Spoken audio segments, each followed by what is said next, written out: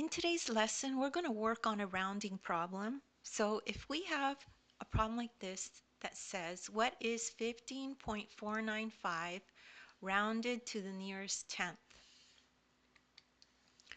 So let's rewrite our number, 15.495, and what we need to remember is our place values, okay? So here's the decimal, and then everything on this side goes from ones, tens, etc. And then from on the right side of the decimal, it's tenths, hundredths, and thousandths is what we have. So we're going to round to the tenth. So to do that, we have to look to the right. So we have to look at this number to the right of the tenths.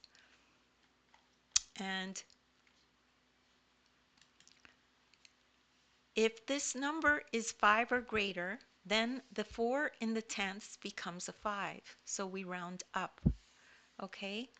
So if this number was less than 5, then the 4 does not change. Okay?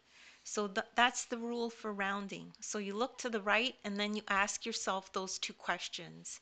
Is the number 5 or greater? And if it is, then you round up. If it isn't, if it's less than 5, then you leave that number unchanged.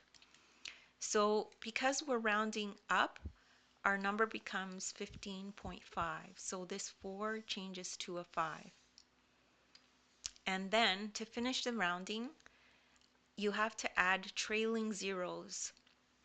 So after the tenths, everything after the tenths is zeroed out. And that's it. That's how you do rounding. And it's not very complicated.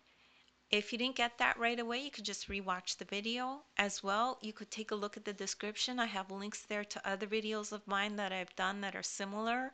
I've done quite a few different ones that go into more detail than this one. As well, you could download the ebook. In the ebook, there's a link to this exact video, and it'll take you right to this lesson, and you could follow along in the ebook as you watch the video. Please make sure to like and subscribe, and thank you so much for listening.